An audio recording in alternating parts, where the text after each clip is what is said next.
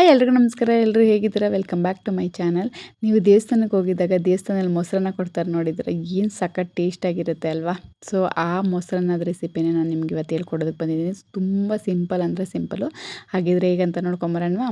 ಇವಾಗ ನಾನಿಲ್ಲಿ ಶುಂಠಿ ಇದೆಯಲ್ಲ ಅದನ್ನು ಆ್ಯಕ್ಚುಲಿ ಶುಂಠಿ ಬಂದ್ಬಿಟ್ಟು ವಾಶ್ ಮಾಡಿ ಸಿಪ್ಪೆ ಸಮೇತ ನಾವು ಎಣ್ಣೆಗೆ ಹಾಕ್ಕೊಂಡು ಫ್ರೈ ಮಾಡ್ಕೋಬೇಕು. ಬಟ್ ನಮ್ಮದು ಬಂದ್ಬಿಟ್ಟು ತುಂಬ ಅಂದರೆ ತುಂಬ ಮಣ್ಣಿತ್ತು. ನಾನು ಒಂದು 4 to 5 ಟೈಮ್ ವಾಶ್ ಮಾಡಿದ್ರು ಕೂಡ ಆ ಮಣ್ಣು ಇದಾಗ್ತಿರಲಿಲ್ಲ. ಬಿಕಾಸ್ ಮಕ್ಕಳು ತಿನ್ನಿಸೋದ್ರಿಂದ ನನಗೆ ಭಯ ಆಯಿತು, ಬೇಡ ಅಂದ್ಬಿಟ್ಟು ಮೇಲ್ಗಡೆ ಇರೋ ಸಿಪ್ಪೆ ಎಲ್ಲ ತೆಗೆದ್ಬಿಟ್ಟು ಹಾಕ್ತಾಯಿದ್ದೀನಿ. ನೀವು ಇನ್ ಕೇಸ್ ಚೆನ್ನಾಗಿತ್ತು ಅಂತ ಅಂದ್ಬಿಟ್ರೆ ಅದನ್ನು ನೀಟಾಗಿ ವಾಶ್ ಮಾಡಿ ನೀಟಾಗಿ ಒಣಗಿಸ್ಬಿಟ್ಟು ಆಮೇಲೆ ಹುರಿದ್ಬಿಟ್ಟು ಅದನ್ನು ಪೌಡ್ರ್ ಥರ ಆಗುತ್ತೆ ಮಾಡ್ಕೊಳ್ಳಿ.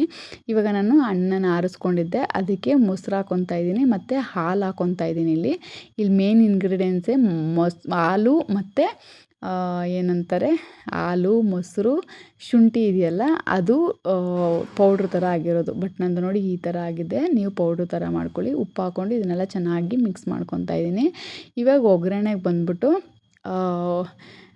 ಈ ಸಾಸಿವೆ ಮತ್ತು ಜೀರಿಗೆ, ಕಡಲೆಬೇಳೆ, ಉದ್ದಿನಬೇಳೆ, ಹಸಿಮೆಣ್ಸಿನ್ಕಾಯಿ, ಒಣಮೆಣ್ಸಿನ್ಕಾಯಿ ಮತ್ತು ಚಿಕ್ಕ ಚಿಕ್ಕದಾಗಿ ಕಟ್ ಮಾಡಿರೋಂತಹ ಶುಂಠಿ ಹಾಕ್ಕೊತಾ ಇದ್ದೀನಿ. ಇಲ್ಲಿ ನೀವು ಒಂದು ಸಲ ಟ್ರೈ ಮಾಡಿ ನೋಡಿ. ಆ ಶುಂಠಿನ ಬಂದ್ಬಿಟ್ಟು ಸಿಪ್ಪೆ ಸಮೇತ ನೀರು ಒಂದು ಸ್ವಲ್ಪ ಕೂಡ ಇರಬಾರ್ದು, ಆ ಥರ ಪೌಡ್ರ್ ಮಾಡ್ಕೊಂಡು ಸ್ವಲ್ಪ ಹಾಕಿ ನೋಡಿ, ತುಂಬಾ ರುಚಿಯಾಗಿರುತ್ತೆ. ನಾನು ಈ ಸತಿ ಆ ಥರ ಮಾಡೋದಕ್ಕೆ ಆಗ್ತಿಲ್ಲ, ಬಿಕಾಸ್ ನಾನು ಹೇಳಿದ್ನಲ್ಲ ಮಣ್ಣು ಜಾಸ್ತಿ ಇತ್ತು ಅಂತ. ಹಾಗಾಗಿ ಸ್ವಲ್ಪ ಕರಿಬೇವು ಹಾಕ್ಕೊಂಬಿಟ್ಟು ಚೆನ್ನಾಗಿ ಫ್ರೈ ಮಾಡ್ಕೊತಾ ಇದ್ದೀನಿ.